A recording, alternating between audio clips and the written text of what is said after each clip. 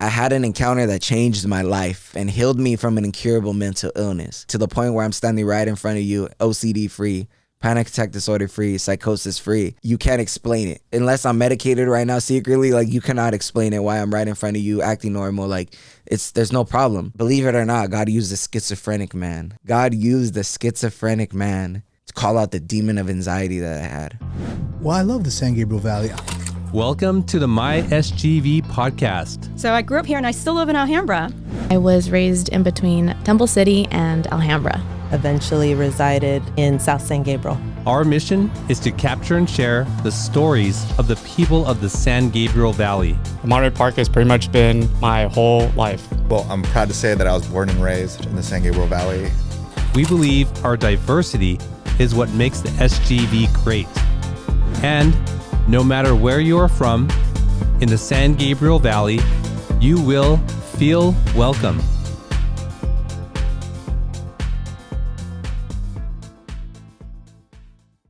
All right, SGVers, welcome back to another episode of the My SGV podcast.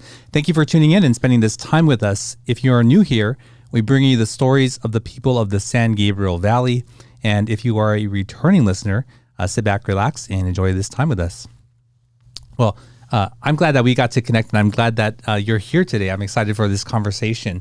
Did you know that I was a person of faith before you spoke to me? No, but it's so crazy because when you were speaking to me, I could just feel the light coming off of you. So like I knew that you believed, but I didn't know that you were so like actually like built like in the faith and stuff like that. So like when I was hearing you praying right now, I was just like, wow, like this man actually does know God. He has a relationship with God. So it's beautiful to see. Oh, awesome. There's a quote by this. I don't know who the preacher is, and I read it somewhere. He's like, I spend so much of my time like trying to preach the gospel, and seldom do I use words. And I was like, dang, that's powerful, right? And I was like, wow, so he's like living it out, right? Like he's showing it by the life that he lives. And I was like, wow, that is so crazy. That's so crazy. No, yeah, because many people could say that they believe, but do they actually walk it out? Do they actually, show it with actions? That's why a lot of people, say that a lot of, people that believe in God are hypocrites, because you'll see them, praising God on Sunday and then smoking a blunt on Wednesday, you know what I mean? So I would say like, yeah, like it is by the way you live it out and by the way you walk, you know what I mean? The way you talk, the way you that's most of it. Sure. Yeah. I always love this saying for that. It's the church is a hospital for sinners, not a museum for saints. Exactly. So of course there's going to be sinners there, like hypocrites, people who do, and say bad things, but none of us are perfect.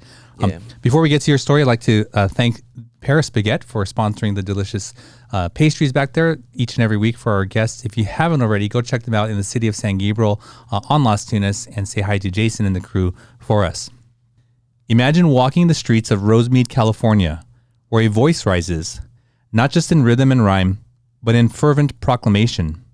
This individual is a radical preacher in Christian hip-hop. He's an artist whose life was transformed by a profound encounter. Healed from an incurable mental illness, he now dedicates his music and ministry to igniting revival in the San Gabriel Valley and beyond. Through a movement rooted in holiness, boldness, and truth, he's calling a generation to live with conviction and purpose. Please welcome the man behind Living in Truth, 626 Authentic. Welcome to the show. Man, it's a privilege to be here. It's an honor, man. Awesome. Thank you so much. So, I'm guessing by the like sort of conversation that we had before that people sort of know what the story is going to get into, but I'm excited. We only briefly touch on your story because I leave the magic for the show, right? Yeah. So, let's start with what's your connection to the San Gabriel Valley? Man, so I was born and raised in Rosemead, California. I still live in Rosemead, California. It's a blessing to be here. I actually grew up on the other side of Rosemead, though, right there. It used to be Sanchez Elementary School. I think it's still Sanchez Elementary School. I don't know. Right there on Earl. I grew up right there on the other side of the bridge. And then I would say like maybe in 4th grade, I moved on the opposite side, which is Valley and Wanna Grove. Okay, so for those who don't know, and I don't know, what are the differences between those two sides? Man, to be honest with you, just the culture. really the culture. I would say when I was growing up on the other side, it was predominantly Mexican culture. More like, Mexican kids. I was growing up with a lot of Mexican kids, few Asians. But then when I moved on the other side, which was by Jansen and stuff, it was predominantly Asians, like, less Mexicans. Okay. And so for those who are just listening to the show, and we didn't say your name, what is your ethnic background? Like my ethnicity? Yes. Mexican, and then my mom's side is Mexican, Puerto Rican, white, and I think Irish. Yeah, I'm a mutt, man. Awesome. Okay, so then you had a like maybe a culture shock then at that time when you moved, or did you realize, like, how did you experience that difference? I did experience the difference because at the first school that I was going to, there was a lot of like kids like cussing up a storm. There was a lot of kids like that were already like talking about like gang stuff. There was a lot of kids that were like you can't blame the kids because they're shown, every day at home, their backgrounds and stuff, so, they would come to school and they would portray probably what their parents were doing or what their cousins were doing and stuff like that. So I would say like, the shift was from like, I would say like really like gangster, like, hardcore stuff, and then like straight up to like, a little bit here and there, but it wasn't as much. It was more like Asian culture. Wait, what age is this when these kids are like expressing that way at school? Man, to be honest with you, it was like kindergarten all the way to like third grade. Already? And that already? Yeah, man. Like that? Wow. Yes. Wow. Yeah, it's crazy. It's like I said, you can't blame the kids, but they're only, they only portray what they've shown, and even me as a kid, like growing up around that and stuff like that, like I thought it was cool. I thought it was like, fun to like, say these things and do these things and stuff. And, I remember I freaked my mom out one time because like one of the little girls was actually like, it's such a crazy story. My mom still talks about it till this day. One of the little girls was actually like, oh, like let's go to the ice cream truck after school, and the ice cream truck was like probably like about 3 blocks down, you know what I mean? And I'm a little kid and I'm just like, oh yeah, free ice cream, I didn't know, like, I'm so innocent. And, I walk all the way with her and stuff like that. I come back to the school and there's a bunch of cops at the school. The daycare is called, stuff like that. My mom was having a heart attack and I was just like a little kid eating my ice cream right there. And, we still talk about it to this day because I was just so innocent, like, eating my ice cream. I'm like, dude, this little girl could have, like, got me kidnapped, you know what I mean? Like, I could have literally, like, got taken, they could have used her as, like, a way for me to get taken. But it's just crazy. I'm glad that didn't happen. But, it shows, like, the kind of the culture, just, like, everyone was kind of just, like, family right there on that block, just, like, trusting anyone, And what was it like for you when you went to this new school? Where that was predominantly Asian, and was that at 4th grade? Yeah, that was in 4th grade. It was different, man. It was different. Like I said, I was already a troubled kid. I grew up with ADHD. I was diagnosed with ADHD. So very hyper kid, very hard to deal with. I admit. Very, like I remember, like, I was kind of like, that kid that was just like not really interested in school, you know what I mean? Like, I know my boy, Mr. Big Face, said that on the podcast too as well. Like, that's why me and him clicked a lot. I remember just like, when I had transitioned to Johnson Elementary School, it was a little bit of a different, but it was in a good way, like there was a lot more help. I remember, there was this one teacher, and shout out Mr. Martinez. I would like to shout him out. He's an SGBer too as well. Amazing man. I remember like me, this kid that, had a lot of problems and stuff like that. I remember he took me under his wing and he would always, help me with my homework, like he would, he was like the head of like the after school program. So he would like always like, help me with my homework.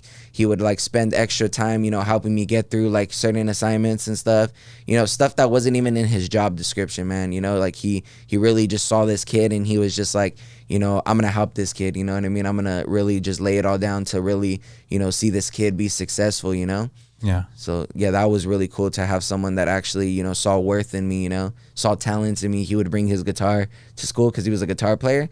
He would bring his guitars to school, and he would show me the guitars, and he would show me how to play and stuff like that. So it was really cool to have a teacher that, you know, not only was just doing his job, but it was above and beyond, you know, like really did, like, you know, see this kid that had a lot of struggles and was just like, you know, like, I'm gonna help him succeed.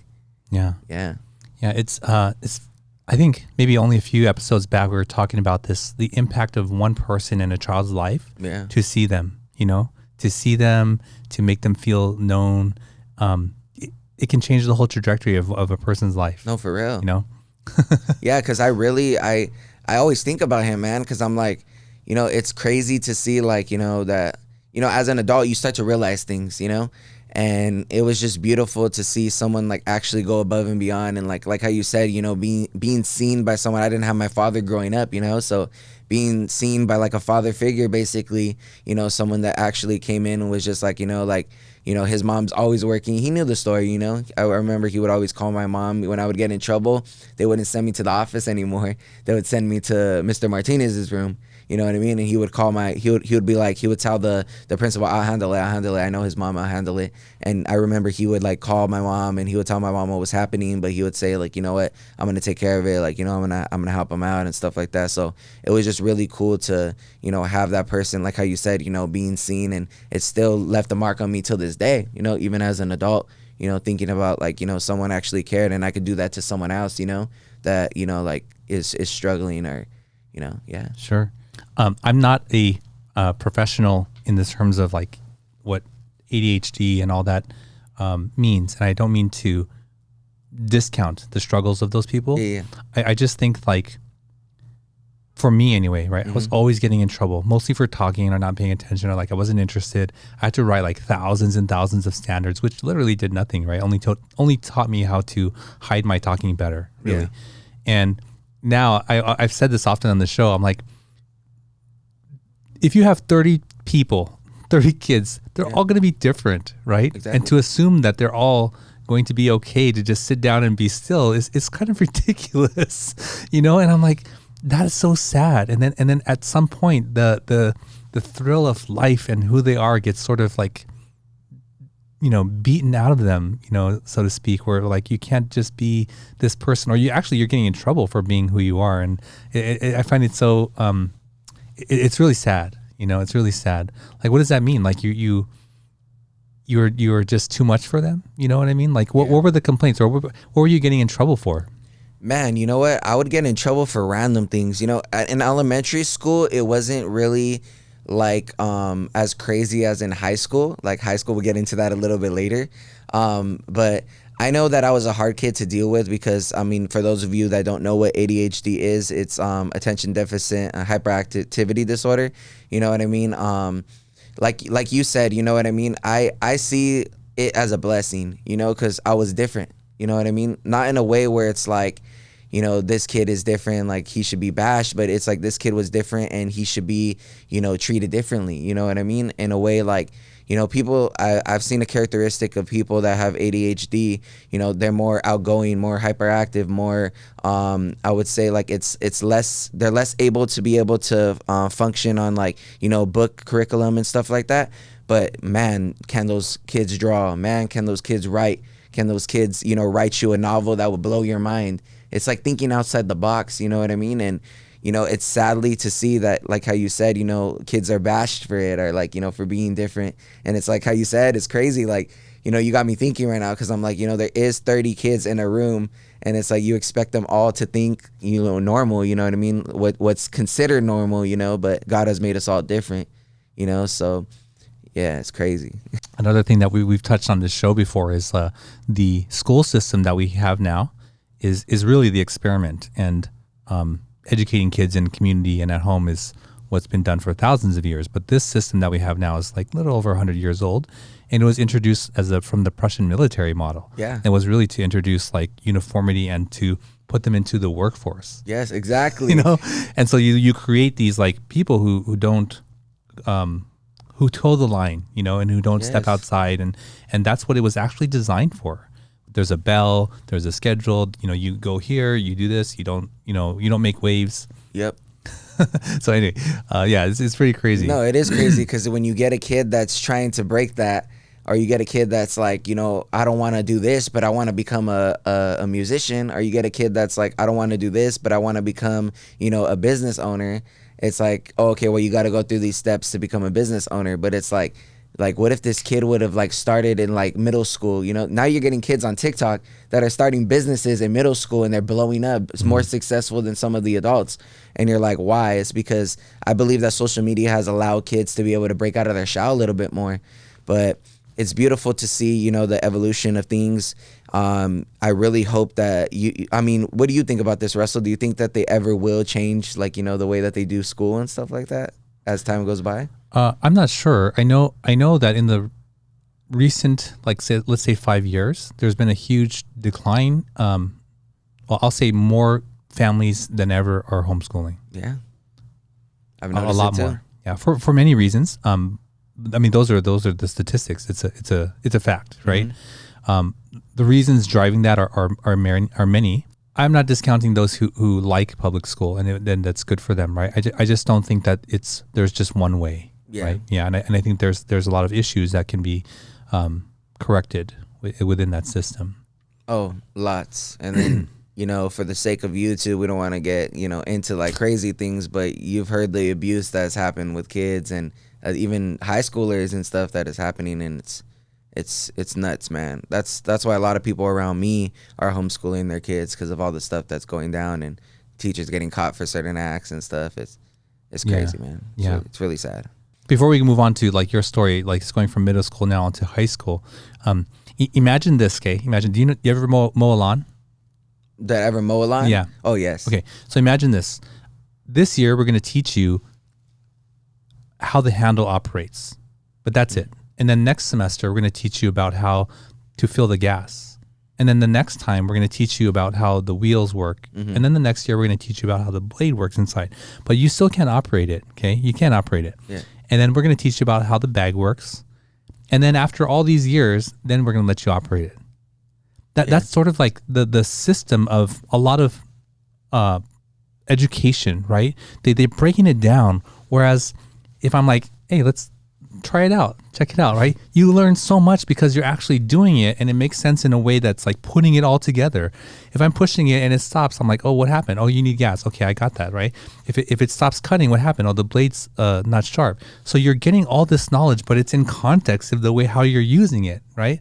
Versus like, let's learn a little bit here, let's learn it a little bit here, and then at the end, we'll put it all together into this thing. You're like, what? Yeah, and then by the time you get to operating it, you already forgot how the handles work. Exactly right. But we're so capable that we can learn by doing it, right? Yeah, we can learn by doing it. Exactly. Like running a business, those kids are going to have so much more experience in the real world by doing that than anything that they can learn in a textbook. It's so true. I have a cousin that actually he did graduate from high school, but he never was really interested in books, or never was like, the top of his class, anything like that. And he literally last year just made $500,000 on his business. And it's like, how?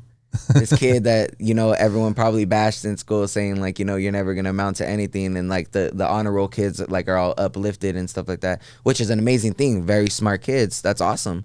You know what I mean? Different type of, smarts.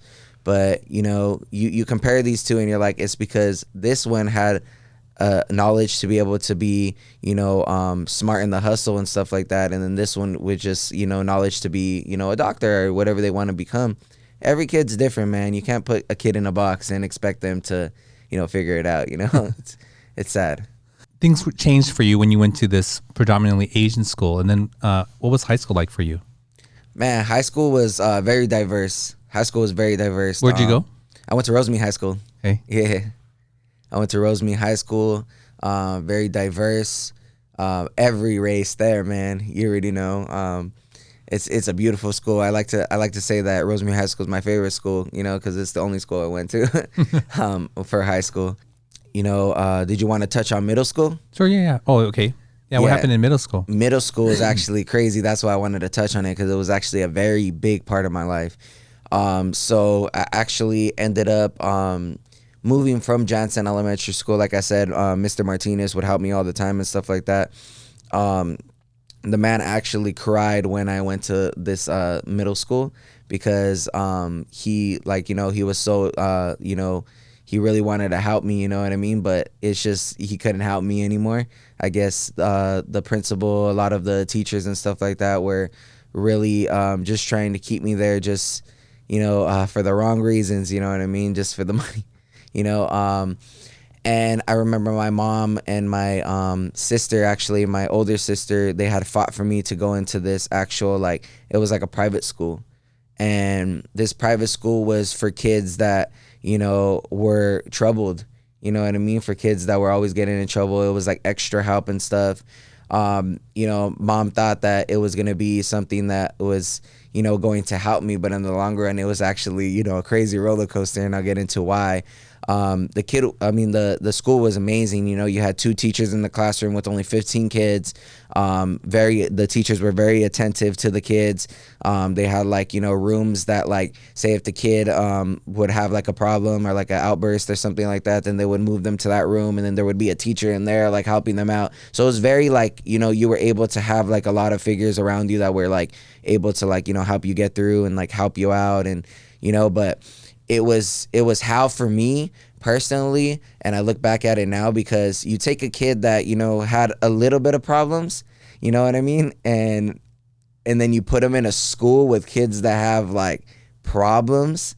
It's not good, man, you know, because then now, you know, like how my boy said, you know, when he was on the podcast last time, is that, you know, you learn from your environment, you know. So I remember in this school, it was so crazy, Russell, like, you would have, like, girls in this school that, you know, would take off the pencil sharpener and start cutting themselves in class, like crazy kids, man, that would just get up and start screaming, throwing chairs, throwing desks, like yeah. So I'm like, you know, I'm new to this. I'm like, whoa, what the heck? Like, you know what I mean? You got girls, like, getting up and fighting each other in class. You got guys, like, you know, just having outbursts in class, you know, and it's like, you know, different types of, like, you know, disorders, like, that are even worse, you know what I mean? And I'm like, whoa, like, you know. So I remember going to this school, getting through it and stuff like that.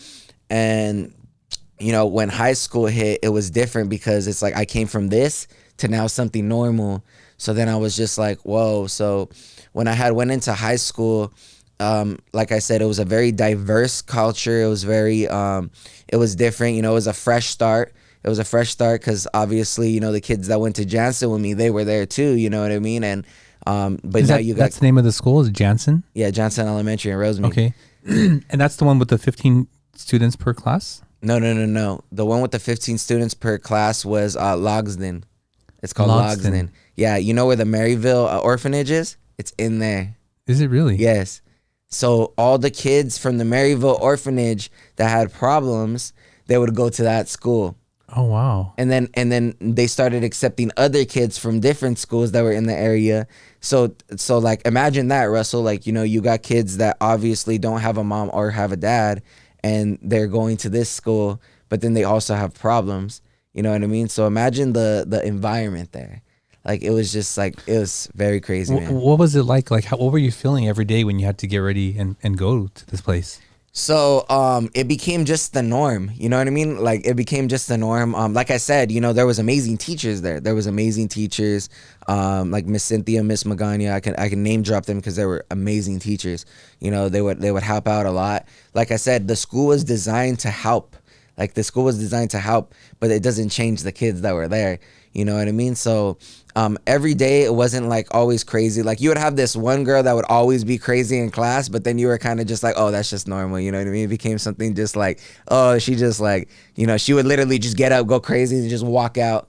Like, and you would just be like, oh, okay, for sure. You know what I mean? But as an adult, you start to realize these things, like, wow, like, you know, like, I really feel like they should have kept me in regular school. But obviously, you know, something that I like to say, Russell, and I know a lot of the viewers could atone to this, you know, is, you know, it's amazing to go through these things, because then you're able to see certain things, so then you could be able to help out other people later. You know, like, now if I see a kid that is struggling with, schizophrenia, I'm able to help them out. You know what I mean? If I see a kid that's struggling with an outburst, anger, you know what I mean?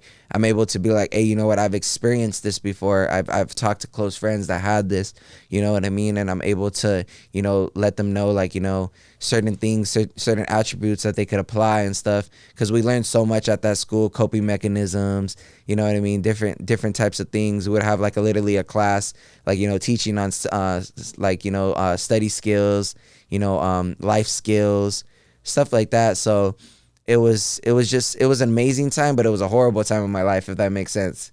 You know what I mean? So like, to answer your question, every single day going to school, it was something where it was like, wow, like, I'm going to go to this, but it was just normal. Like as a kid, like you didn't really think much of it. You're like, okay, I'm here now. Like, you know how it is as a kid. You're like, okay, I'm here now. Like, this is just something I'm just at, so it's just about going with the flow when you're a kid, for me personally. You said that your father wasn't around. Yeah. How did that impact you as a child at that time? So my dad left me when I was 3 years old, baby. My dad was a gang member. My mom was a gang member. They actually, wanted the best for their kids. So my mom actually moved from her gang neighborhood, which was in LA, to Rosemead. And there was a couple houses before that, but I wasn't born. I was born in Rosemead. And I remember just hearing these stories of my mom, like, like being a gang member and stuff like that. My dad being a gang member. My dad was a drug addict, you know what I mean? And he was a poly addict, addicted to many substances. He had a really bad drinking problem. So I remember not really understanding as a young kid, that why my dad left. I didn't know why my dad left. I remember I would always grab the guitar, strum the guitar. It's crazy because music was always something part of me. I would always strum the guitar and I would sing a song to my dad. It was so crazy. Like I would sing a song to my dad and I would start crying, with my siblings and stuff. And I remember just the hurt that I felt was just not normal for a kid to feel, man. The abandonment of a father is a real thing. And for any viewer that has went through this, it's something real. It's something real. And it's like, I know that people that have both their parents, some of them could even relate to this too, because some of the fathers are not in their life too. So like a father figure is really something that you have to, have in your life, man. It's not where it's like, oh, okay, yeah, I have my mom. My mom stepped in as my mom and my dad. My mom did, you know what I mean? She tried her best to be a dad and a mom, you know what I mean? But it's not the same as having a mom and a dad, So I remember just the pain that I felt. The rejection that I felt. I remember that I would go see my dad probably like once a year, twice maybe. And when I would leave, I would cry, and that's not nice either, to be able to see someone and then have them stripped away from you again, So I remember just being a kid and just not knowing why. And I think that's the horrible part of abandonment or rejection from a father, is that you're a kid, you take a kid and you're like, this kid loves their mom and their dad naturally, what does a kid do when they crawl, when they walk? Mama, dada, you know what I mean? It's a natural human instinct. And, you take this kid and you're like, okay, well, now your dad's not in your picture anymore, and it's really sad because it's like, this kid doesn't understand that mom and dad can't be together because this reason, or mom and dad can't be together because dad's a drug addict. You can't explain to a little boy that your dad is addicted to a substance. That's why he has to go, because it would ruin your life later, the certain situations you'll be in, so yeah. So as a kid, I just remember just feeling like kind of just rejected and just hopeless. How did that manifest into behaviors? Man, to be honest, as an adult now, I really see that was like a big part of it. You know what I mean? Not having my dad, I know that led to a lot of, not knowing how to do certain things, especially because not only Russell that my dad wasn't in my life, my mom had to always work. She had 5 kids.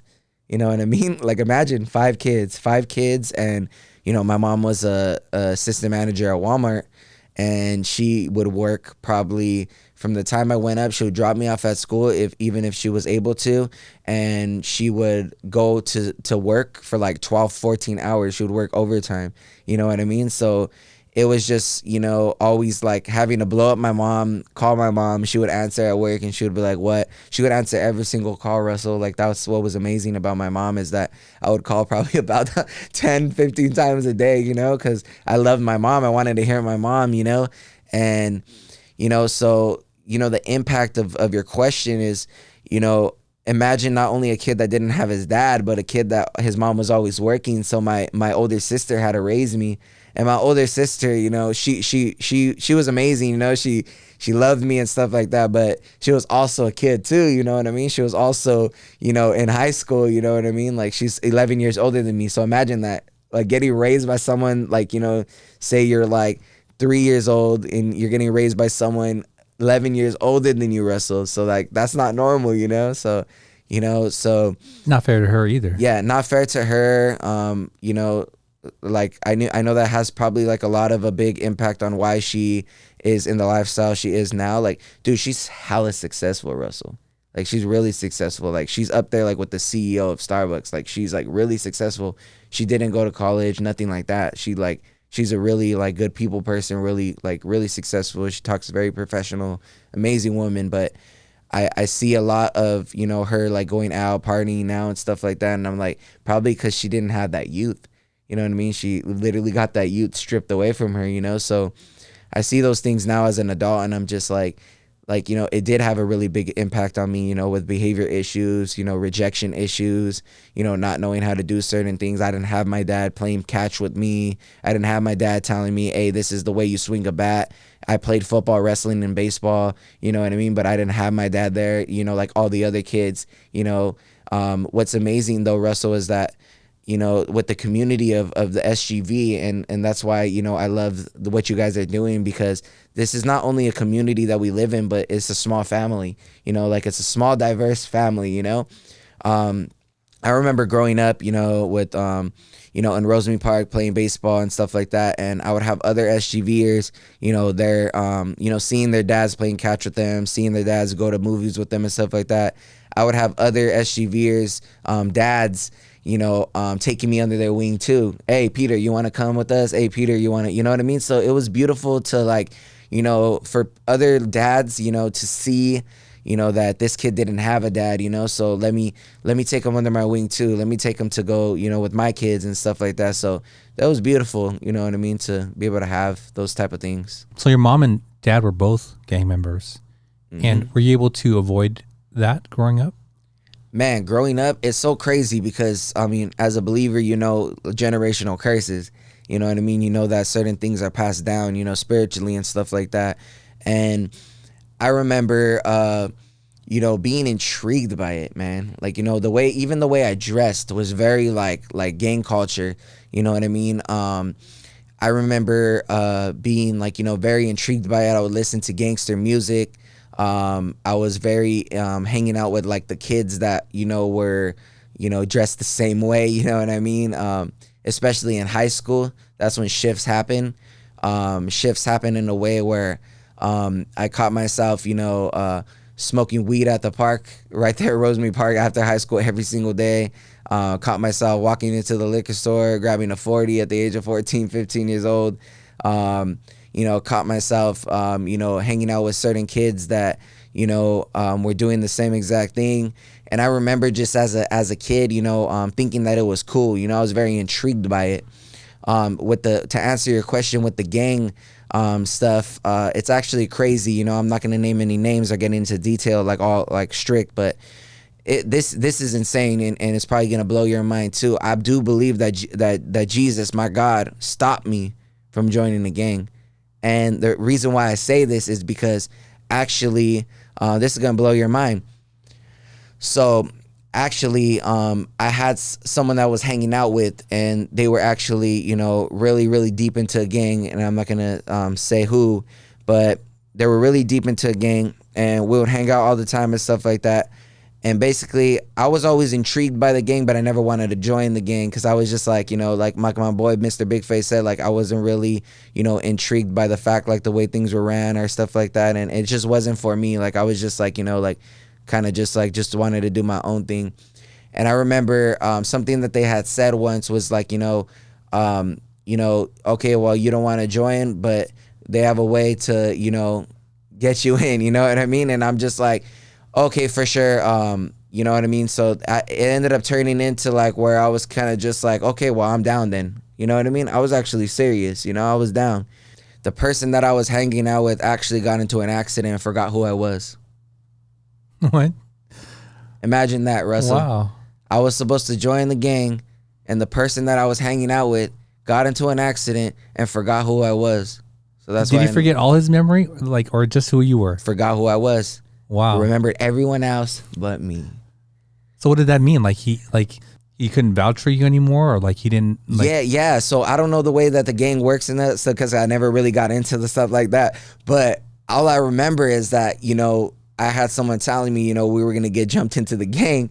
And then all of a sudden, they forgot who I was, man. Like a couple weeks later. I know it sounds crazy. I'm not laughing because what happened, but I'm just wowed, because I'm like, God is so good. You know what I mean? God is so good, because if I would have joined the gang, Russell, imagine what I would have been right now. You know what I mean? I would have never been a preacher. I would have never been ministering. I would have never been reaching all these kids. You know what I mean? I would have never been, reaching all these, youth and stuff like that. And I just look back at it and I'm like, God is so good, because, the person that got into an accident, they're fine now. They're fine now. Everything's good. They have a family. I actually seen them. They have a beautiful family. Everything's good, but, and I don't even think they're in the gang anymore. You know what I mean? And I see these things, the way life plays out sometimes, and I'm just wowed by God, because it's just beautiful to see that, you could be headed somewhere and God will move his hand to be able to make you go a different way. And it's it's not in a way where it's oh, God did this to ruin that person's life or stuff like that. Cause I said, that person's good now, you know what I mean? It's nothing like that, but it was just beautiful to see that, God saw me as a son before I even, followed, you know what I mean? And, it's beautiful to see the way, I'm sure any person that's listening to this podcast or seeing this, you've had life, instances where maybe you shouldn't have been there at the wrong place at the wrong time. And, God moved his hand and you were able to get out of that situation. You don't even know how, that's God, man. That's God's grace on your life, and if you got breath in your lungs, you're still living, you still have a purpose. It sounds like at that time you were going down a dangerous path, right? And then there was this divine intervention. Did you didn't know or see it at that time that's what was going on? So what happens when you don't join this gang, right? But where does your life go from there? Man, Russell, I still continue to do my thing. But here's the thing is that now I just did my thing, okay, that was just a hiccup in the road, but now I'm still hanging out with the kids. I'm still hanging out with the wrong crowd and stuff like that. And I remember like I said, smoking weed, drinking. Now I started popping Xanax, you know what I mean? And, as a kid, you're listening to another kid like he's a doctor, you know what I mean? And, you're like, oh, what's Xanax, And then the other kid told me, he's like, oh, it's just like weed, you know what I mean? So then I'm like a little kid that's so dumb, to believe another kid that he has a white coat on. And I'm just like, oh, okay, for sure. So then I remember the first time I popped half a Xan, and I remember just the feeling that it gave me was exactly like weed, like how you said, you know what I mean? Exactly just like a calm, but I'm already an uppity person. So it didn't really make me stupid. Some people you see where they're all laid out on the floor and stuff. It didn't make me like that for some reason. Everybody's different. So I remember walking and it would feel like you're walking upstairs. You literally feel drunk and high at the same time. It's like CrossFader. That's the way it feels. And I remember just feeling like this and, really liking it. And, it turned into where I was popping it a lot. You know what I mean? And it was only probably less than a month I was popping Xanax. And I remember I was popping Xanax all the time. And then I would stop and then it would go on for another month. And then my friend's crazy, bro. He would pop 4 of them, bro. I don't know how he's still walking today because that's an overdose amount. And he was crazy, bro. But he's a huge monster. If you seen him right now, he walked in the room, he's 6'4" and he's probably 350, 400 pounds.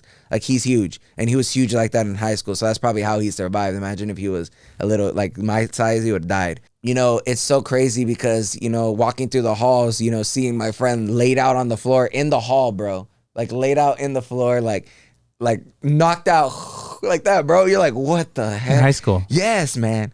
And you know, like you look at these things today and you're like, bro, like I used to go drunk to school. I used to go faded to school. I used to pop Zans in class, bro. Like, you know what I mean? And no one noticed, no one cared, you know what I mean? Like no one was just like, everyone was just like whatever's about it.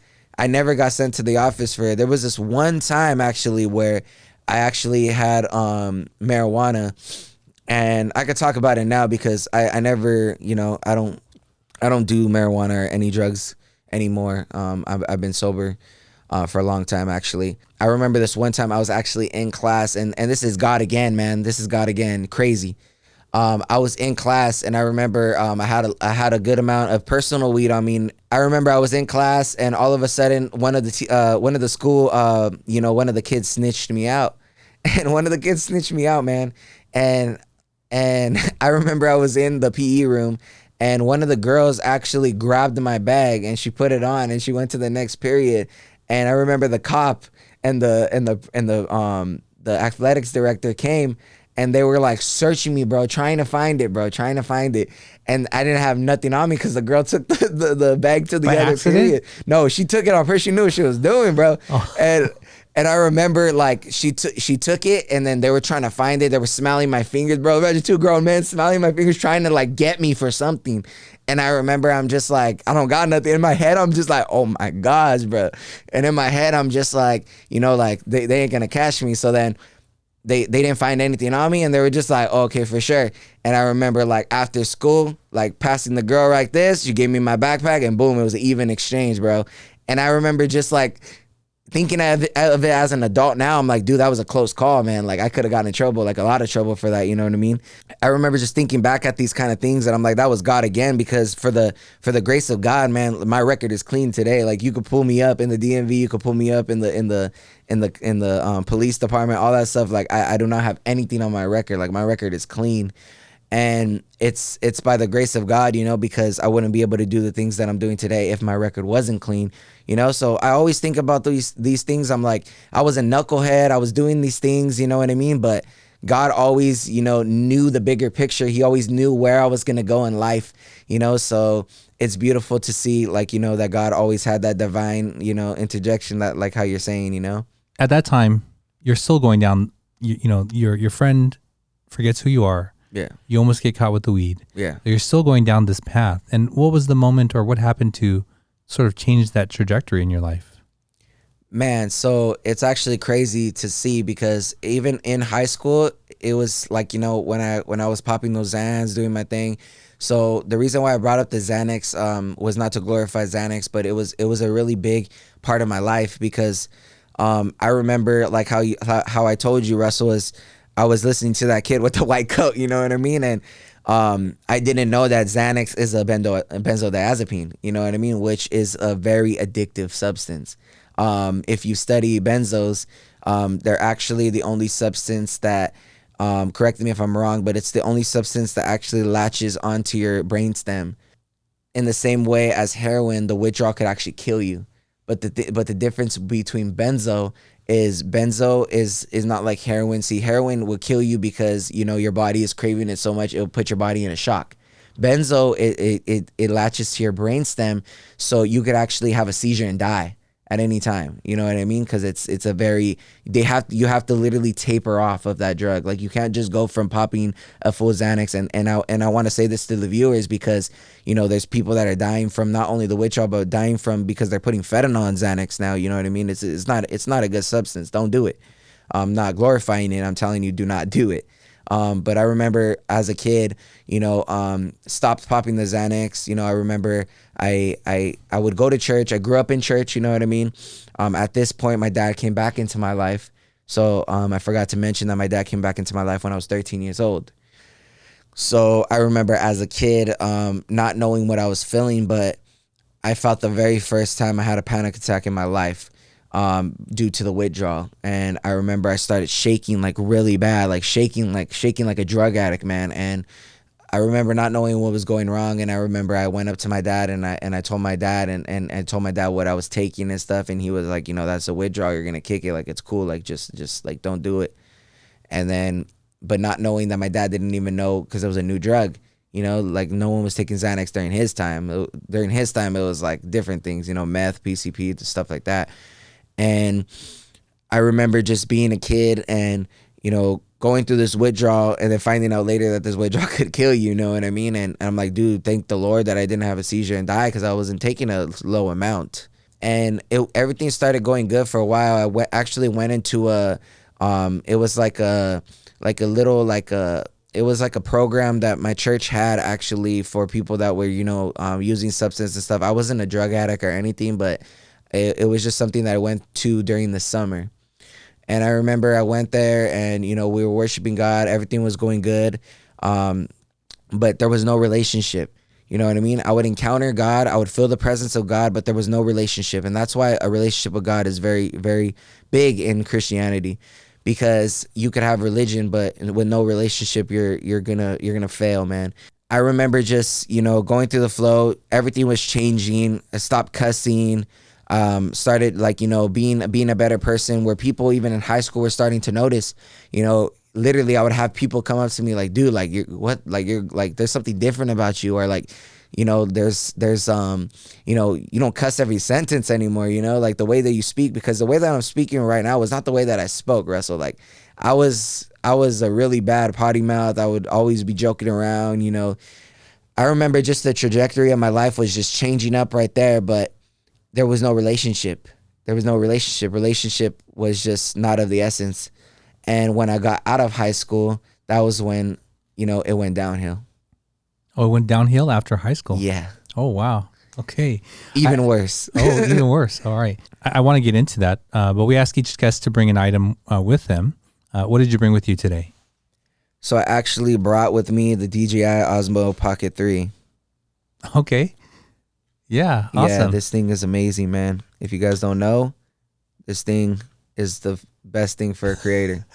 Wait. Okay, so I've used this before. My friend has one. It's like a stabilizer, right? But it also shoots like 4K video. Yeah, so it shoots 4K 60. I think it shoots up to 4K 120.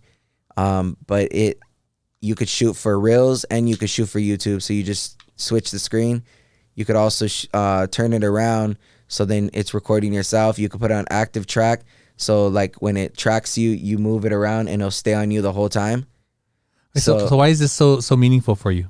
This thing is meaningful for me because this is the reason why I do this, is because it's not only for myself, not only for me to walk a good life for God, but this thing is meaningful to me because I'm able to reach others.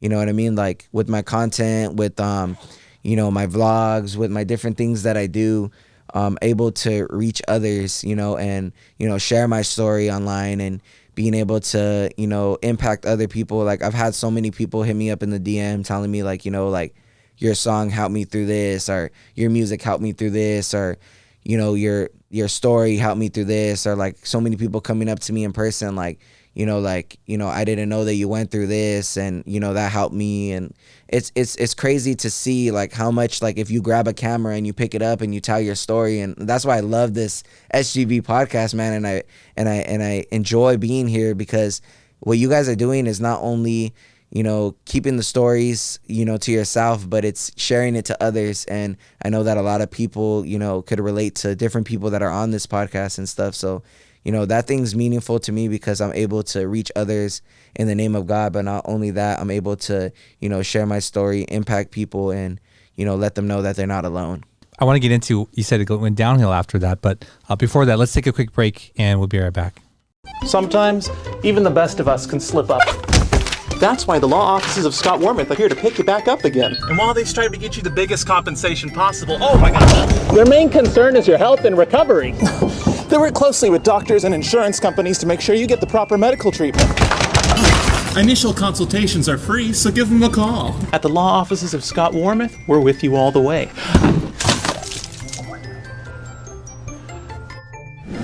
I'm Scott Wormuth. We've been fighting for your rights for more than 40 years. All right, we're back with 66 Authentic. Before we go back into your story, when we come back from break, we like to ask questions from this deck of cards called Icebreakers, and they're just a fun way for the audience to get to know us a little bit better. Sometimes I just go random, and sometimes I try to tailor it to the guest. Yeah. So I'm going to answer it too. Okay, so here's the question. What's something about you that surprises people when they first hear it? Man, something about me that surprises people is singing. Because people see me and they're like, man, this guy does not look like he could sing. No, for real. I get it all the time where people are like, they see me and stuff, and then like by the way that I look, and it's like, that one saying, don't judge a book by its cover, you know what I mean? And when they hear me sing, they're like, what the heck? I didn't know that you could sing like that. It's all God, man, but it's crazy to see that, God created me like to even look the way that I look, and then, have the voice that I have. It's just insane, especially back in the day when I used to actually, dress more like, like a cholo, bro. It was even more crazier because people would be like, I swear, like I would go to school with like the Pro Clubs on, like, the crispy, Pro Club shirt and stuff. And they would hand me a guitar. I remember like it was yesterday. They handed me a guitar at, it was the athletics director, counselor in there. There was a teacher. And then for some reason at that like time, and, some lady, some younger lady that was like one of the cheer captains, she happened to walk in. And I remember I started playing. I mean, she came in and she was like, what are you guys doing? And then he's like, oh, he's about to sing for us. And she's like, I want to watch. Bro, I kid you not. And I don't say this like in a boastful way, but I kid you, I didn't even expect this. I kid you not. I start playing and I start singing, bro. And literally the girl's crying her butt off, bro. Like crying. And then still to this day, when I see the deputy that was in there, every time like, I see him around and stuff, he's like, you remember when you made that girl cry? Yeah, bro. So that's something that I could say is like when I sing, like, my God-given gift, people are just like amazed, like, what the heck? Like, dude, I did not know you could sing like that. Awesome. Yeah, awesome. I actually, it would surprise me too, right? Just because I thought you were just a rapper, but you actually sing also. Yeah, so I'm a rapper, but I'm also a worship leader. Awesome. Oh, yeah. Okay, awesome. So I do sing. I've answered this question before on the show. I think I've answered it that I have a lot of tattoos. That people are surprised by that. Yeah. Or it's that I was in the army. Like they're often surprised by that. Wow. Yeah. So you have sleeves? Look at his face. I'm so surprised, bro. No, I don't. I have tattoos on like both shoulders, my back, and here and here. So I have quite a few tattoos, but no, not a full sleeve or half sleeve or anything. Oh wow. Yeah. Well, thank you for your service, man. Thank you. So if you're watching or listening, what's something about you that surprises people when they first hear it? Let us know. Well, I'm still getting over that visual of making someone cry from your singing. That's powerful. Yeah, that was crazy too. So back to your story. You said after that is actually when things went downhill. So how so? They would pull me into a room because I had like an IEP, and they would pull me into like a basically a meeting with my mom and stuff, and they would be discussing like all the things. See, high school is very rocky in a way where we didn't really get into this, so I'm gonna touch a little bit of base on this. Is before I transitioned to after high school, is that high school was crazy, man. Like I would get sent to the office every single day. Every single day. Wow. I would have a referral, and it was to the point, Russell, where I would walk into class and the teacher would hand me a referral, and I would be like, why are you giving me a referral? Like, I didn't do anything. I don't want to deal with you today. Like, get out. Yeah, straight up. Wow. And I was just like, whoa, like, okay. And it was always just because I was a class clown. I was just like, have a good time. You know what I mean? It wasn't like, I wasn't really disruptive, like where I would be like cracking jokes at the teacher or anything like that. It was like, now as an adult, I look at things and I'm like, bro, like teachers are just, some of them, they really just need to like, treat the kids differently. You know what I mean? And not being rude or anything, but there's different ways to talk to people and stuff. And I remember, getting sent to the office every single day. I had over 500 hours of detention. I was in Saturday school every single Saturday, to the point where I would be using my phone, kicking back in Saturday school. And then another kid, I remember this like it was yesterday, another kid was like, hey, teacher so-and-so, why does Peter get to use his phone in Saturday school? Oh, don't worry about him. He's here every week. And I remember, bro, like to the point where teachers didn't even care. I was using my phone in detention, bro, because like I was there every week. So it was like, they were just like, okay, like this cool. Like this kid's normal, like just to be here. I graduated on time, Russell. I've served all my hours of detention. I served all 500 and something hours of detention. I literally told the people in the attendance thing, I said, you guys should have gave me a plaque for the amount of hours that I had and the amount I served. Like, I literally served it all. I went to ROP, got my credits up.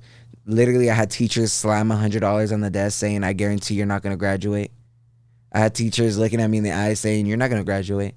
And I don't know if it was tough love, but all I know is that you shouldn't be telling a kid that, you know what I mean?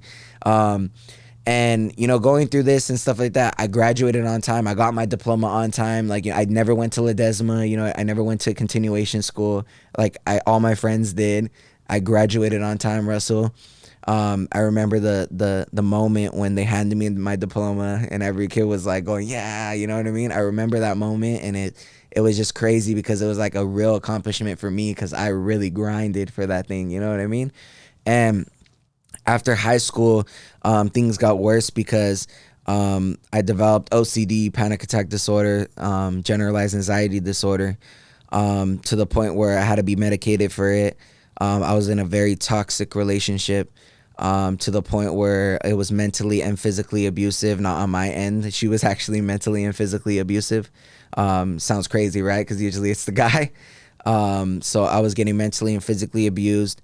Not like physically to the point where I would get my butt beat, stuff like that, but like I would get smacked across the face, you know what I mean? I would be called a bitch, you know, I would be called like, you know, fat. I would be like, you know, called names by someone that I thought loved me, you know what I mean? And you know, just the generational curse, man, of just being rejected, being, you know, in these certain situations, you know, because the same thing happened with my mom and my dad, you know. So it's just crazy to see like the generational curse that tries to get passed on by the enemy, you know. And you know, I remember struggling, you know, it got to the point where, you know, I was just smoking medicinal marijuana. I had a medicinal license at this point. I remember just being, you know, so drowned in it, so drowned because the medication didn't work, because the medication would get me like super angry easily, you know what I mean? So I remember telling the doctors, you know, like marijuana works for me, you know what I mean? It was just something that worked for me. And, you know, the medication made me angry to the point where I would there was this one instance where I said enough was enough, because I actually got angry to the point where I socked the wall and my hand started bleeding. And I was just like, you know, okay, that's not me. That's not who 626 is, you know what I mean? That's not who Peter is, you know, that's not who I am. I knew that wasn't who I am, you know? So I remember when I had that instance, I was just like, you know, yeah, like this isn't for me, you know, like that pharmaceutical drugs and stuff. So I was just smoking weed. My older sister was a pothead. So she was like, why don't you try marijuana? Why don't you try marijuana? And I was like, nah, I'm good. Because in high school, I already experienced that. I'm like, nah, I'm good. And she's like, yeah, but you could do it medicinally. And I was just like, okay, for sure. So I got a medicinal license, you know, I went to the shops, you know, spoke to people, all that stuff. Got very intrigued into marijuana to the point where I wanted to be a grower. I wanted to be like very into like, you know, the company. I wanted to start my own company like crazy. Like I got into it, man, and knew everything about like, you know, the chemical structure of the plants, knew everything about like the different types of strains, everything. Like I was like, that was like my thing. Like at that point, it was crazy because that was taking me down and I didn't even know it. You know, it got to the point where, you know, I opened up a door in the spiritual realm where I was just, you know, because, you know how they say marijuana is a gateway drug, but also in the spirit, I believe it's a gateway to demons, bro, straight up. And this is the reason why, is because I've experienced it in my life. So I remember I just opened up that door, man, and it was getting really bad to the point where, you know, I was seeing things that weren't there. I would look over to the left. I would see people walking down the street. I would look and there would be no one there, Russell. I would, you know, look at myself in the mirror, didn't know who I was anymore. Like in a point where I would look at myself, didn't know my purpose, didn't know like, you know, what I was destined to be. I was just living through life like a zombie. And anyone that smokes marijuana, you would know that you start feeling like this, and and it's so demonizing, man, is that you start to feel like you're a robot. Like you start to feel that you're just going with the flow, that you're just going through everyday life just cause. Like you're just literally just in a simulation, basically. You're just like going through life and you're just waiting to die. It was like sounds depressing, you know what I mean? Like you're just high all the time. And you can't get off of it, because if you get off of it, then you're just craving it. And then if you're, and they try to say it's not addicting, but it's addicting. Like, especially the stuff nowadays. Maybe the stuff back then wasn't, but the stuff nowadays is highly addictive because of how potent they're making it, how they're like, you know, making these plants in a way where they're injecting things into it to make it more potent, make it more, you know, bigger, stuff like that. And, you know, back in the days, you had THC levels that were like 10%. Now they're all the way up to 90, you know, for a plant. That's not normal, you know? So, you know, you got these certain, you know, attributes that were happening to me in my life. And, you know, I didn't know what I was doing. You know, I didn't know why this was happening. I was throwing up every single morning. I would have a panic attack straight out of my sleep. 2 hours later, I'll have another panic attack. 3 hours later, another panic attack. I would walk into a room and I would feel like every person in the room was talking horrible about me, Russell. Like I was going psychotic. And I remember I told my doctor what was happening, and they were like, this is the first stage of psychosis. And I remember I was going through psychosis. I had OCD. I had panic attack disorder. I remember I would see a therapist every single week. And you know, the therapist would tell me, you know, things like, this is never going to go away. I would have doctors telling me, this is never going to go away. You're always going to be this way. And I remember I would go in and out of the ER because I would feel like I was going to die when I would have panic attacks, because panic attacks is a real thing. Any person that's going through panic attack disorder, I know how it feels. You know, it feels like you're going to die. And you can't explain it to someone that's never had a panic attack, because any person that, if you have panic attack disorder, any person that you've told that you're having a panic attack, they tell you just calm down, bro. Like, you know what I mean? I used to hear that all the time. Just calm down, but they don't understand. It's your body's going through fight or flight mode. It feels like you're gonna die, man. And you literally feel like, you know, your heart's pumping. You feel like, you know, like your palms are sweaty. You feel like you're gonna die. You feel like this overwhelming rush of like the only way I could describe it is like you feel like terror come upon you. And I remember feeling that every single day, where it became just normal. I was just numb to it at that point. And in and out of the ER, I'd have doctors just tell me, it's just your anxiety, just go home. And I wanted to know what was wrong with me. I couldn't explain what was wrong with me, you know, because I felt something that they would tell me, just go home. And I was just like, no, but I'm feeling like I'm going to die, doctor. This is not normal. Just go home. And I was just like, okay, for sure. And it kept happening. And there was this one time, man, that changed my life forever and changed the trajectory of my life. And yeah. I've had anxiety before, but not to the point where you're describing, you know, and I've been around a few individuals who have described it similarly, but that sounds terrifying and at a point where you really needed help and needed some hope. Actually, before you go on to that, I learned that all addiction is to fill a void. Yes. And sadly, that void is actually love, right? And that we are seeking that in those things, because the pain of loneliness or abandonment or all of those negative emotions are so difficult to turn towards and look at. And so instead of that, we go to this other thing. And when that other thing can provide some sort of like, I don't know, head change, or, you know, you don't think about that pain, then you just continue to go back to it. Right. And I share that because I think there can be more compassion for people who are addicted to things. Like oftentimes we just think like they don't have enough willpower, you know, or they're just choosing to destroy themselves, really. Yeah. And I'm sure there are some people like that, but I think that at the root of it, it's still the same, that they're seeking something that's missing. Yeah. Yeah, because if you look at it, it's like, if you actually look at it from an outside box perspective, like, I don't know if you feel the same way, Russell, and you could you know, speak a little bit more on this, but if you look at someone that is taking a substance in general, what are they taking it for? To feel something. And it's like, us as humans, we were designed to feel love, to feel affection, that I believe that every person is born with a hole in their heart. And it's like only God could fill that hole. Every person searches for certain things, and it's so crazy to see because, a lot of people could search through, addiction in, women, men, addiction in, substances, addiction in, always having to work, always having to ignore the fact, that they're running away from God, man. And that was me. That was me straight up. I remember, like how I said, I grew up in the church. No relationship.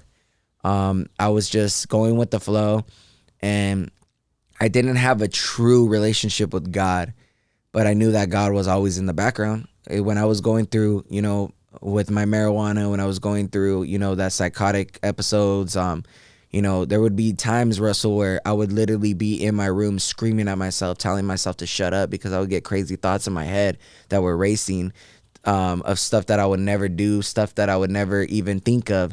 And it was like a demon was attacking me, man. And I know now that it literally was, because I would get these thoughts in my head, like sick thoughts, man.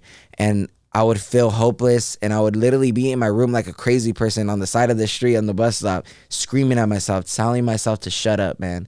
Like at the top of my lungs, like shut up, shut up, shut up, like hitting myself in the head, man. And I look at it now, and it's like I find so much peace in it. And I know you're probably looking at me, you're like, what the heck? Like this guy right here, like went through something like that. And it's like, it's only by God, man, because it's so crazy. Because when I had that encounter that changed my life, and I'm going to get into it if that's okay. The reason why I stopped is because I wanted the viewers to be like, oh, okay, this, like, I got to stay on this thing, so yeah, now I'm going to get into it. Is I had an encounter that changed my life, that literally changed my life and healed me from an incurable mental illness. Like healed me, like to the point where I'm standing right in front of you, OCD free, panic attack disorder free, psychosis free. Like you can't explain it. Like there's no, unless I'm medicated right now secretly, like you cannot explain it why I'm right in front of you acting normal. Like there's no problem. And this is what happened. So believe it or not, God used a schizophrenic man. God used the schizophrenic man to be able to call out the demon of anxiety that I had. Crazy, right? So I believe that every person has spiritual gifts. As we know, some are gifted, and, I believe that my friend, he's gifted to see into the spiritual realm. And a lot of people end up using that for evil. You see a lot of, psychic mediums, different things, stuff like that. Witches, warlocks, black magic, white magic, stuff like that, Santeria. You see a lot of people that are using their gifts for evil. You know what I mean? Putting hexes on people, stuff like that, using witchcraft to help people. And I believe that my friend has a spiritual gift to see into the spiritual realm, but the enemy wanted to take him out because he grew up in the church. So I remember he actually, went down his own path and stuff like that, but he actually got into like harder drugs and stuff like that later on. And he's clean now, off of hard drugs and stuff like that. But he developed, this disorder of schizophrenia. And I remember, being home, chilling, smoking weed, doing my thing, normal life, going through anxiety, what I had mentioned, throwing up every morning, stuff like that. And I get a text on my phone, and it's my friend from high school, my best friend, man. And I'm like, what the heck? Like, I haven't seen this guy in years. And I'm like, bro, like, let's meet up, like, let's kick it. And then he gives me a fair warning. He's like, yeah, let's kick it, bro. But he's like, just to let you know, like, I have schizophrenia now. You know what I mean? Like, just letting me know, like in any way you would let someone know. Because obviously, if you have a disorder like that, you're not going to just want to kick it with someone. And then, you like, say if you have a psychotic break or you see something and you start tripping out, you don't want the person to think you're on drugs or something, So just fair warning, you know what I mean? So then I'm like, very intrigued by psychology during this time. Like I said, I would study like the molecular structure of like the plants, marijuana, stuff like that. So I started studying schizophrenia. I started studying, even the mental illness that I had, because I was already studying that, OCD, psychosis. I was already studying the mental illness that I had, and psychologically. And the reason why I would study it is because I wanted to understand it. I wanted to understand what I had, because if I something deep and down in my heart where I knew if I understood this, then I could better cope with it. You know what I mean? If I understood this and it wasn't just something that was like, oh, okay, it hit me. Like, say for example, if I told you I'm gonna throw this baseball at you right now, you're gonna catch it, right? But if I just threw a baseball at you, took it out of my pocket, threw a baseball at you, it's gonna hit you, you know, because you didn't expect it. So I knew something deep down inside where I was like, if I understood my mental illness, you know, there's nothing that could, you know, come against me where I would feel like, you know, okay, like I've never felt this before, because it would be new things all the time. And you know, I remember I studied schizophrenia and stuff. Okay, I understood what he had and stuff like that. You know, he would see things, hear things. He would have maniac episodes, stuff like that. But he was actually he takes a shot, so he's actually like, you know, normal, you know. So I remember I would kick it with him, and so crazy. And the reason why I'm sharing this is because this is a big thing for me. Is I would kick it with him. It would be kind of weird. He would tell me the stuff that he was seeing, stuff like that, because the shot doesn't stop you from seeing things. The shot stops you from seeing things horrible. You know what I mean? So he would still see things that were very horrible, though. Like the stuff he would tell me, it was like very demonic. And that's how I knew he was seeing into the spiritual realm. See, I didn't know yet. I was just like, okay, this guy's just crazy out of his mind. You know what I mean? But this is how I know that a lot of people, those people have gifts, bro, because I've literally walked by homeless people that are schizophrenic, bro, and they have said stuff where, and it sounds crazy, they have said stuff about what I'm going to go do today. And I'm like looking at them like, what the heck? Like, how did you know? Like, not just something ordinary like, oh, you're going to go to the store today. Like, no, they've said stuff where it's like, you're going to go do this, this, and that with your friends. And I look at the guy and I'll be like, what the heck? Is because there's probably a spirit speaking to him to tell me this. You know what I mean? And a lot of these people are not just crazy, bro. Yeah, I understand if you were born with a tumor in your brain and you have a psychological, like, issue. I understand. But if you're just, you develop these things later on, there's a chance that you have a spiritual gift, man, and it's just being used for evil, or the devil's trying to take you out and just mess with your mind. So in my friend's case, the devil was trying to take him out and mess with his mind. So I remember, kicking it with him. He would tell me the stuff he saw and stuff like that. And I would just think, damn, this guy's crazy. What the heck? Like, just like demonic, bro. Like demonic stuff. He would see demons and stuff like that. So one time I was just kicking it with him, and imagine this happy guy like me, like just like very outgoing, like uppity and stuff like that. He was just like all of a sudden, like, kicking it with him, I noticed the difference in him. He would just be like, hey, what's up, bro? How you doing? Like, hey, man, yeah, what's up? Like, talking like that. I'm like, dude, this isn't the same guy that I knew from high school. As I'm kicking it with him, I'm like, bro, this is not the same guy. So we're kicking it, we're smoking weed, we're chilling right there, and all of a sudden I'm getting an anxiety attack. And I'm like thinking to myself, like, no one knows when I have an anxiety attack, because I'm just like regular like this, you know what I mean? The way that I look right now. Because at that point I knew how to like control it and stuff. 2 days before that, I was in my room, and I don't know why this happened, and I know now. I'm in my room, laying in my bed, and as I'm laying in my bed, I have a really bad panic attack, bro. Super bad. It would hit me randomly. And for some reason, I put on the song Reckless Love. And I don't know if you've ever heard the song Reckless Love. It's literally in the song, it's saying God leaves the 99 to find the one every single time. And I don't know why I put on that song, man. Like, every time I would have a really bad panic attack to the point where I would end up in the hospital, I would put on Reckless Love. What was crazy is during that time, I'm a worship leader. During that time when my mom would put on worship music, I would tremble. I would say, turn that crap off. It would bother me, bro. Like, I had a demon in me, bro, straight up. And I would be like, turn that crap off. But for Reckless Love, it was like God allowed that to happen. So I would be preached to all the time. Like, I would leave the 99 to find you. I'll leave the 99 to find you. And I was just like in my bed alone. And when I played that song, I kid you not, the power of God hit me. Boom, hit me hard. My whole body was vibrating, Russell. My whole body was vibrating. And I heard the voice of God, not verbally, but I heard it within myself. And he said, I healed you once, I can heal you again. And I'm like, what do you mean by that? See, when I was young, I was actually healed from God from an incurable heart condition. I had an incurable heart condition. Like, I had it's a condition called Wolff-Parkinson's White. 1 out of a million people get this condition. It's a fatal heart condition. You have an extra like valve in your heart. And they studied me for years. Found out that I had that. Took like so many where they would have me strapped down all the time throughout like a whole week, and they studied me. They found out that I had that. Doctors went in. My whole church was praying for me. Doctors went in. Went out after an hour. My mom was freaking out because she's like, the same doctor that's supposed to be working on my son came out to tell me something in an hour. Your son doesn't have anything wrong with him. What do you mean? And I've been fine ever since. Imagine that. So God told me in that bed, I healed you once. I could heal you again. And even when I say that, I can feel the power of God in this room. And the reason why I can feel the power of God in this room, because that was the voice of God that hit me. And so fast forward, I'm smoking weed, didn't listen to God. I went outside, smoked my bong, man, no relationship. Went outside, fast forward, with my friend, the schizophrenic friend, we're smoking weed right there, we're chilling, and I get an anxiety attack. And I'm just like normal like this, Russell. And all of a sudden, the guy just goes like this. Is someone getting anxiety right now?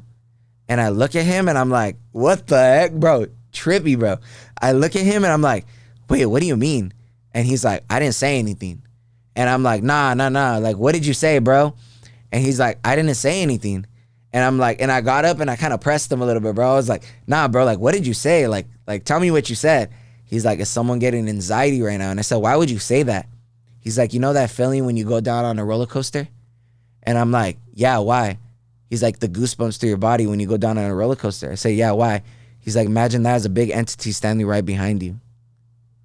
And I'm like, bro, I got chills through my whole body when he said that. Because I'm like, bro, there's no way that this guy could have knew I was getting anxiety. I didn't say anything. I was just chilling, smoking, bro. And when he said that, bro, I was like, this fool needs to leave. Like, he needs to leave, bro. So I literally told him, like, leave. He's like, what about the weed, bro? I'll give you $20. I'm like, leave, bro. You could have the weed, bro. I gave him the weed, bro. That's how scared I was. I gave him the weed. I was like, you can leave, bro. He's like, he messages me later, and as he's walking, like when I told him to leave, as he's walking, he's like, bro, I'll give you the $20 later, because he probably felt bad in his mind, like, dang, what the heck? And I'm like, nah, bro, keep that, bro. And I was like, I'm never gonna talk to this guy again, bro. Actually good friends with him now today, because I didn't know during that time. See, I was just freaked out. So I didn't know during that time that this was God getting a hold of me, man. So trip out on this. So I do deliverance. So if for those of you that know deliverance, when you cast out a demon from someone and they get saved and stuff, and I've seen demons getting cast out of people and they walk out different. I've seen people that walk out of wheelchairs. I've seen people cross-eyed, their eyes go back to normal. Like they were born cross-eyed and their eyes go back to normal. I've seen people getting healed from cancer, drug addicted, leave free. Like I'm serious. And I remember, I know that in deliverance, when you call out a demon, because demons are see, a lot of people don't know this, and this is why you don't see it in the physical a lot. And that's why you see movies like Insidious, stuff like that, where you see like spirits, like actually like, these are based on true stories, these movies, like, The Conjuring, all these stuff, like these are real demons, like that are like, this is like real stuff, like, the exorcism, all these stuff, the Exorcist and stuff, those are based on true stories, man. Like demons are real, believe it or not. And the reason why you don't see them every day is because here's the thing, is that demons, they like to be hidden. So a lot of people don't know this, is that a demon will, when it's inhabiting someone, it'll develop certain traits and make that person believe that that's just their persona. I just live with anxiety. I'm just this person. This is just who I am. I have panic attack disorder. I have a chemical imbalance in my brain. This is what I am. You know what I mean? So, but here's the thing, is that when you have the spirit of discernment and you're able to see the demons in people or call them out and stuff, when you call out a demon, the demon starts to manifest. So a lot of the times when we say, oh, like this guy has a spirit of this, and we call out that demon, the person will literally change at you, bro. And they'll be like, no. And they'll start speaking like a crazy voice, bro. Like he's mine and stuff like bro, I'm telling you, it's real. And because here's the thing, is you called it out. So it knows that it's there. So trip out on this, believe it or not, that guy called out that demon. He called it out. He was like that entity that's standing right behind you, the goosebumps to your body. He saw how it looked. I can't see in the spiritual realm. He saw it. And I'm just like, bro, this guy's crazy. Like, he needs to leave, bro. So a day later, I'm like right there just smoking weed, going through the flow again. And I remember when I went inside, I told my dad what happened. See, my dad's a worship leader at this point. He got free from drugs, bro. Like he's a worship leader at this point. My mom's a woman of God. Like they got free from their things, bro. So I remember that my dad told me, he's like, you need to go outside. You need to tell those demons to leave, bro, that he called out. Because also when he had called that out, he's like, and there's also a girl over there looking at us with blood coming down her eyes. And I'm like, what? So I told that fool to leave. So I told my dad what happened, and my dad's like, hey, like, my dad's like, no, like, you know, you need to go tell those, like, you know, spirits to leave in the name of Jesus.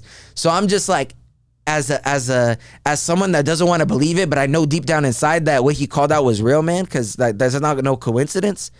I'm just thinking to myself, like, you know, I'm just gonna pretend it's not real, bro. So I'm just like, nah, he's tripping, bro. He's just crazy, bro. Like, I'm just trying to like, just like whatever. He's like, nah, bro. Like, you need to go. Like, my dad's telling me you need to go like cast out those demons and tell them to leave in the name of Jesus. I'm like, Dad, he's just crazy. All right, well, I never want that guy in my house again. Okay, cool. Okay, that was my way out. So I think I don't know. If it was the day later or that night, I'm smoking weed right there, chilling. And all of a sudden, as I'm walking right there by the planters in Rosemead, because I live by some planters, and there's a lot of planters in Rosemead, and I'm right there and I'm walking, bro. And all of a sudden, I remember what my dad had said, and I look behind me, bro, and I don't know why, I just looked behind me, and I just said it to say it, Russell. And this is how I know that the power of God is real, man. I just said it to say it. I was just like, in the name of Jesus, if there's any demons following me, I command you to flee. Straight up like that, in Jesus' name. And I just continue to walk. And as I'm walking, I just hear bzzz, and I'm like looking up, and I'm like, what the heck? Like, I'm tripping. And I'm like, bzzz, and every footstep, bzzz, bzzz, bzzz, bzzz, bzzz, and I'm like, what the heck? So then I look up, and there's a bunch of electrical poles by my house, right? And usually in the night, you could hear the electrical poles, but I was hearing it very loud. And I'm walking, and I'm like, what the heck? And I look behind me, and to someone that, you know, is going through all this, I'm thinking I'm just tripping, man. And I've never heard voices, never heard verbally, nothing like that, right? So I'm walking, and all of a sudden I look up, and I remember a vision of the other day where there was people working on the electrical poles. And I remember I was walking, and I was hearing this buzzing. And all of a sudden, when I'm looking up, the buzzing's loud, bro. Zzz, to the point where it rings my ears, bro. Zzz, like my ears ring, bro. And I run inside, man, and I look at myself in the mirror, and I'm like, dude, my ears are hurting, Russell, like bad, like hurting bad. And I go to my mom and my dad, and I'm like telling them what happened. And they're like, dude, you're just tripping, go to bed. Like, it's just your anxiety. All the time, bro. All the time I would be like, can you take me to the ER? It's just your anxiety, go to bed. Bro, one time I had kidney stones, bro.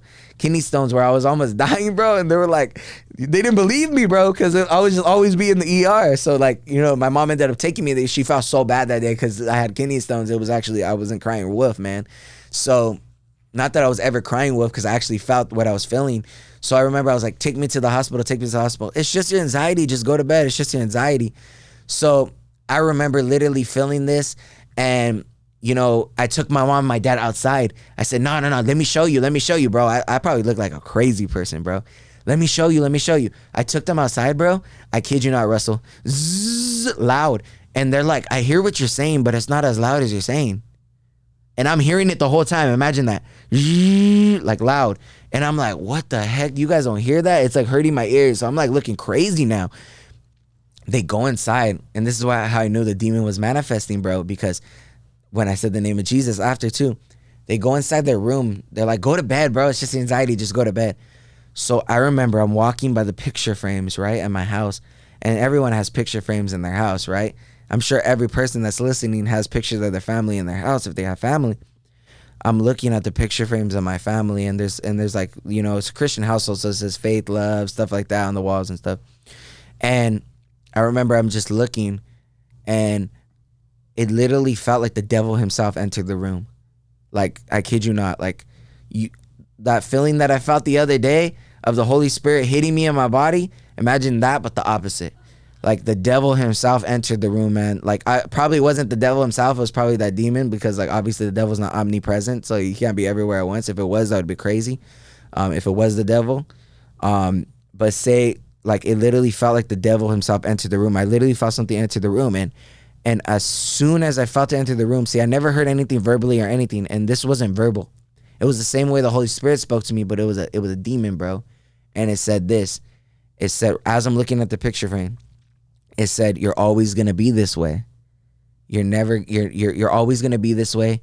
You're always gonna be the boy who cries wolf. Your family doesn't care about you. You're always gonna be struggling this way. Like you're basically never gonna get set free." Like telling me I'm never gonna get set free because the devil knew what was coming, man. So I remember I felt that presence, man. Bro, telling you, bro, a kid that grew up in hatred, hurt, rejection, so much pain, OCD, panic attack disorder, all that stuff, throwing up every single morning. That was the worst pain I've ever felt in my life, bro.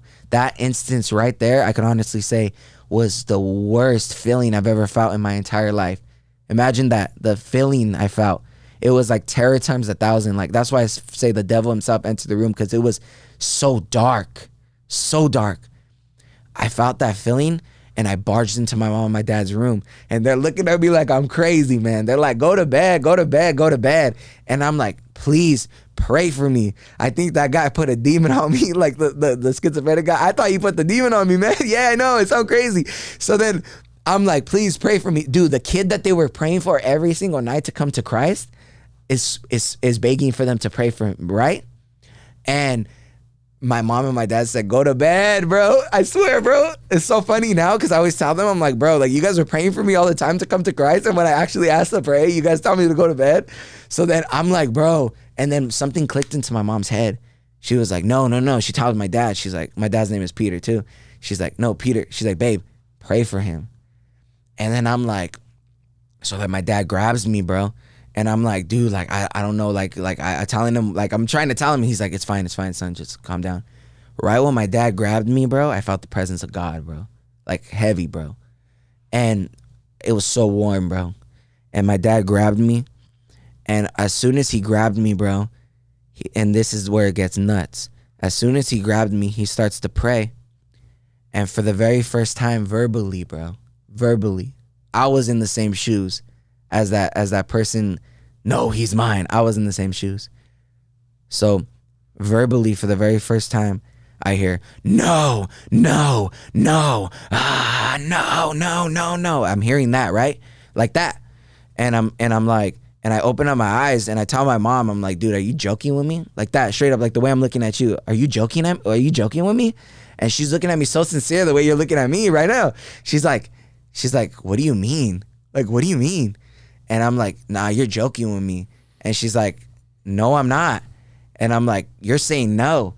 And she's like, no, I'm not. Like, what do you mean? Like that. And I'm like, okay, well, keep praying. So I have my eyes open this time, right? Kid you not. Verbally, for the very first time, I never struggled with voices, never heard voices. My dad's praying for me. No, no. A demon, bro, screaming no, bro, as my dad's praying for me. And I literally was hearing it like coming out of nowhere, bro. It was like a portal right here. And it was a voice, but it was crazy because it wasn't like human. It was like fallen angel, like a demon, bro. Like there's no other way to explain it. It doesn't sound human. It sounds like different. So I remember I'm like, what the heck? So I'm like, bro, this stuff's real, bro. So then I'm like, I leave and I go to bed and I'm freaked out, bro. I'm freaked out. And for some reason I slept so sound that night, bro. I'm freaked out and I slept so sound that night, like so good because like he prayed for me. I wake up in the morning, I look my mom in the eyes and I'm like, Mom, I'm giving my life to God now. Like I'm giving my life to God now. I'm not doing this anymore. I'm not doing that anymore. Like I'm giving my life. And she looked at me like a mom would and say, okay, son. But I know damn right inside she was probably like, this was playing games. Like, you know what I mean? Because he's always saying like, oh, like, you know, let's see how long this lasts type of thing. You know what I mean? Bro, as soon as I made that declaration to the spirit realm, and this is crazy, I never struggled with voices. That was the first voice I ever heard. As soon as I made that declaration to the spiritual realm that I'm giving my life to Jesus now, I started hearing demons everywhere I was going calling my name. Peter, Peter, Peter, Peter, Peter, Peter, everywhere, bro, verbally, and I was going insane, bro. Cars would pass by, Peter. Someone would drop something, Peter. And like through it, like I would listen to music to try to escape it, and inside the music I would hear Peter, Peter, Peter, Peter, Peter. Everywhere I was going, bro, I couldn't escape it, bro. I got down on my knees in my room, bro. And I said, God, please, God. Bro, the power of God hit me. Boom, again, like the same way, vibrating through my whole body. And I said, Lord, why is this happening? I already gave my life to you. Why is this happening? Why is it getting worse? Clear as day, man, I heard the voice of God. I'm allowing you to go through this so you never go back. And as soon as that happened, bro, now I'm standing right before you. OCD free, panic attack disorder free, psychosis free. Doctors cannot figure out what happened to me, man. Like, I'm free, bro. I don't hear voices anymore. Like, now my gifts, you know, that kid that was hearing voices from demons, screaming at myself in my room. Now I hear the voice of God, bro. I'm able to prophesy to people accurately. I'm able to do deliverance. I'm able to function in healing. Like, I've seen people get healed right in front of my eyes, man. Like, the power of God is moving through me. I'm winning people for Christ, going to schools, preaching to gang members, preaching to kids that are in gangs, going to different youth groups, sharing my testimony, sharing with kids that are broken, anxiety filled, sharing with adults, you know, and it's crazy because that kid that was severely rejected growing up, now I have people, not in a boastful way or anything, but now I have people looking up to me and actually admiring what I do. And that's not in a boastful way or anything. That's in a way where it's like God is in the business of turning somebody that's nothing into something. Because if you look in the Bible, Moses, a stutterer, freed his people from Egypt. Peter, a fisherman, one of the biggest apostles. Paul's a mass killer of Christians, wrote almost 1/3 of the Bible. And it's like God is in the business of turning a nobody into people that are like, oh, like this person would never amount into anything. Oh, this person doesn't have any gifts. Oh, this person's a loser, into someone that's actually going to make an impact, man. So yeah, it's crazy, man. I got healed, bro. Wow, that was quite a story, man. Quite the experience, and I thank you for sharing that. Yeah, just the raw authenticity of it, you know, definitely comes through. And I would say if I have a gift, it's the gift of discernment, right? Wow, that's and awesome. So I in many ways and all throughout life need to discern. Just sitting here and feeling the realness of your story as you retell it, right? Like, yeah, it's quite incredible that you experienced that. Yeah, thank you for sharing that. Yeah, with no us. problem, man. Glory to God. Yeah. So we're going a little bit over. That's okay though. We don't have a guest after you, so I sort of need to wrap it up. But there's so much there to unpack. No doubt this was life-changing for you, and I understand why you needed to unpack all those different parts of the story because they all make sense, right? Yeah. And they're all needed for it to culminate at this end. And I can tell that you've told this story many times before. Right? Man, you know what's crazy is I've only told this story probably about 2 times, 3 times. Really? Yeah. In its entirety? Yeah. Wow. Yeah. Once, actually, I've only told it once on another podcast. Really? Yeah. But yeah, I don't really tell the story that often, man. I need to tell it more though. You gave your life to Christ at that time. Forces are trying to pull you back, and now you're free of all that, right? And so your ministry is, you said, deliverance, and you do that through your music? No, so my ministry does consist of deliverance. I believe in deliverance, but my ministry is not only deliverance, if that makes sense. Okay. So my ministry, obviously, living in truth, where I go to a church, I'm discipled by ministers and stuff like that. Obviously, I'm under my pastor's leadership team. You know, shout out to Jared, my leader. So basically, my ministry on the side, my own ministry is living in truth. Obviously, you know, LIT, stay lit. You know, so within my ministry, it's like a branch of other ministries and stuff like that. So, for example, like I do the music with Mr. Big Faith, OGK, Joshua, and then we, you know, do it all, man. You know, we preach to kids. You know, I go out and I minister to youth groups, minister to adults. we go out and we, do deliverance, cast out demons, heal the sick, move in signs and wonders, prophecy.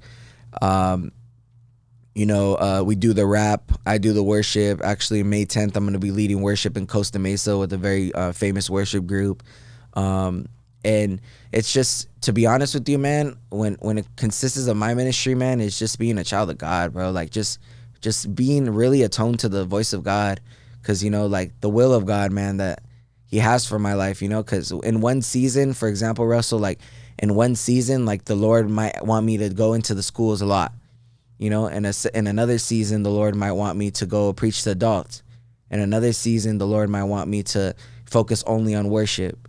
You know what I mean? And, take a season off just to, focus more towards like the family around me, stuff like that.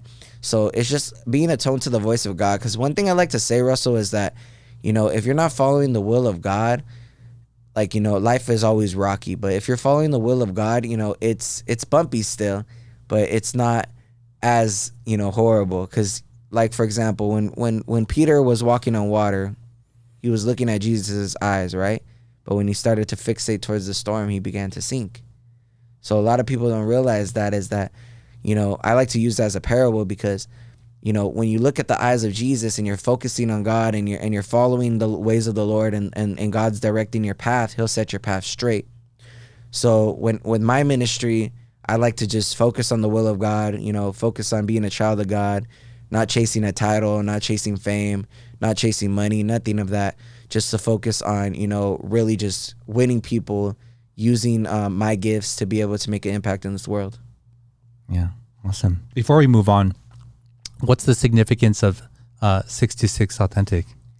Man, so it's crazy because the 626 actually, I grew up in the 626, obviously. I wear this thing proud because I love the 626. And, just bringing revival to our city, man, from the west to the world, you know what I mean? And I like to say from the SGV all the way around the world, man, because, being able to, come where I'm from and, being born out of the SGV and, not only bring revival to my city, but show others like, that, the SGV shouldn't only be known for the things that it's known for now. You know what I mean? Like there's so much more that it could be known for. You could live up to your dream. Any person that's, listening to this podcast, you could live up to your dream. You could accomplish what you accomplish. And, just being a natural born testament of, of testimony, that, a kid that was born in Rosemead, rejected, going through all these things that I named on this podcast, actually, accomplishing things and actually, really traveling, doing this, and it's crazy to even think. Cause I remember Russell, like being in my car, smoking my life away, showing my sister my music and it wasn't godly, but I remember showing my sister my music and it was just heartbreak stuff. It was always clean. That's why I call myself authentic. So I remember I would show my sister my music and thinking that it was just magically going to blow up one day, never thinking that I would be traveling, never thinking that I would be getting paid, never think that I would actually be doing this big, like massive.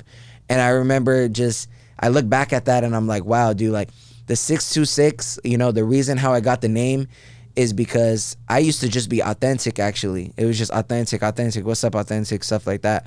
The 626 actually got added to my name because my girl, my wife now, she actually, her username had 626 at the end of her username at the end of her username on Instagram. So I actually made my Instagram for a couple weeks. It was authentic 626. So she told me, she's like, why you copying me? Like, why you copying me? So I was like, okay, for sure. So then I put 626 authentic. And as soon as I put 626 authentic, every person started calling me 626. Every person. Like every person in the Victory Outreach, every person in on the streets, every person. They're like, what's up, 626? What's up, 626? So then I'm kind of just like, okay, like, I could roll with this, you know what I mean? So then all of a sudden it just started like, people would just be like, what's up, 626? So like it was actually an accident, but God knows what he's doing, you know what I mean? But now I'm just, in the hopes of like, really, knowing that, God's going to bring revival to the SGV, man. And it's already starting, man. Like, shout out Monte Memes, you know what I mean? Diego, we've got in touch with him. We've got in touch with different people from the SGV and stuff, and they've agreed to, like Diego, he's an amazing man. He loves Christ too as well. He's been actually going with us to the schools to be able to preach, to gang members and stuff like that. And it's beautiful to see that he's on board too, where he's like, anytime you guys need me to showcase you guys, you know what I mean, to post your guys' videos, he's like, I'll do it all for free, no worries, you know what I mean. So it's a blessing to be able to have these people that are willing to back up this project and stuff, to actually because eventually we want to start doing revivals out here, man, because we do it in different cities and stuff like that, but it's a little bit, for some reason, I don't know why, like no one does it in Rosemead, you know what I mean. So we want to be the first to actually start really hitting the streets, man, and really actually hosting community events, hosting different things where people could receive Christ on the streets and bring revival to the SGV. For time's sake, we've got to move on to the final segment of the show. We're going to get to learn a little bit more about you and what you like in the San Gabriel Valley.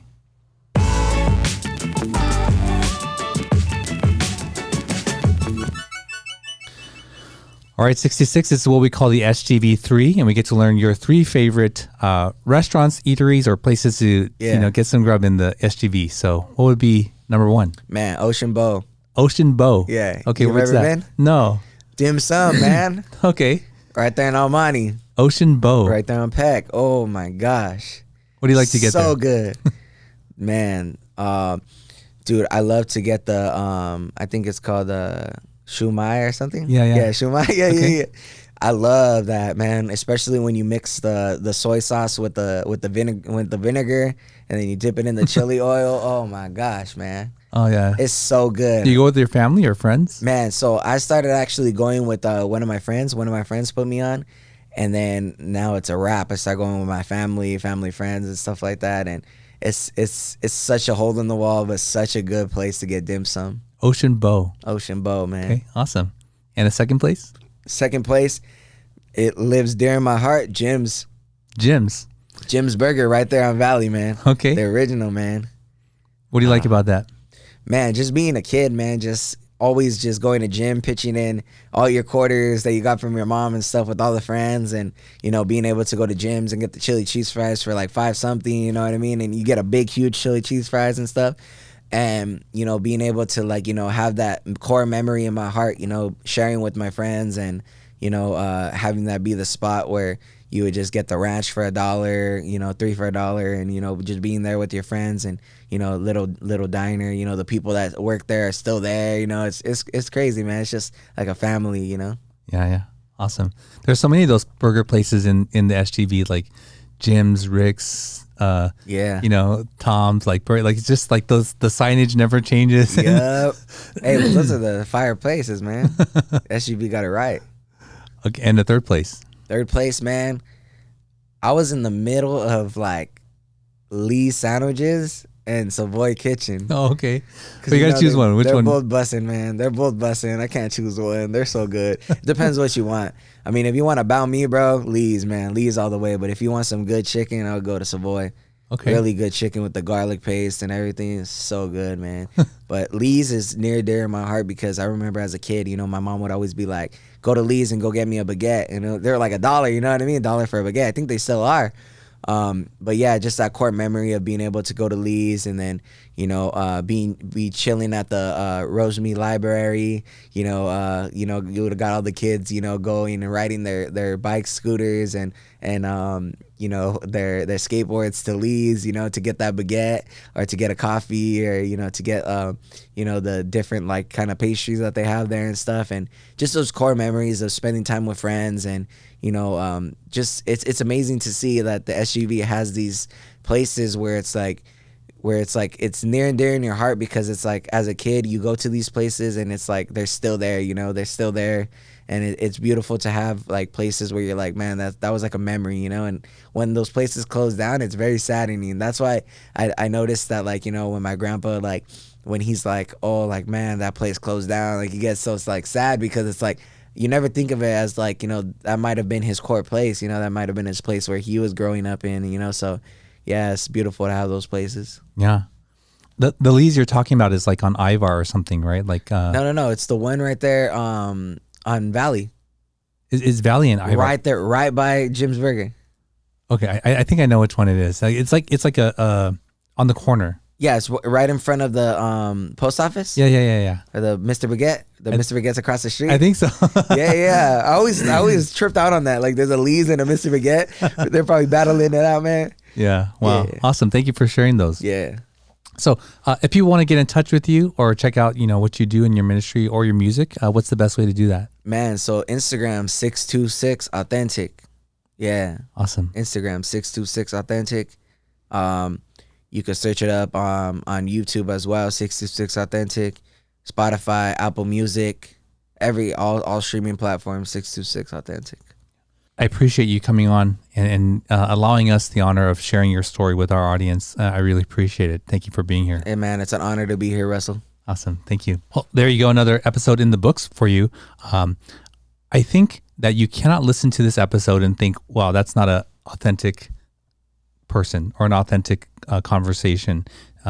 Regardless of your beliefs, you can't deny that this person has experienced something transformational in his life. And that's, from whatever perspective you come at this from, whether it be faith-based or not, that's a pretty transformational experience. And I hope that you got something from that.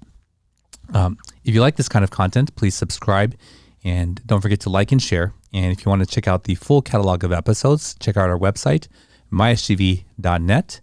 And until next week, we'll see you then. Thank you for joining us on the MySGV podcast. Check out more of our content on our website, mysgv.net. This show was produced by Scott Wormuth, directed by Russell Mano, edited by Victoria Allers, and original music by Yone OG. If you'd like to join us next week as we capture and share more stories from our diverse community, feel welcome. Nice mother. No, kind of mother.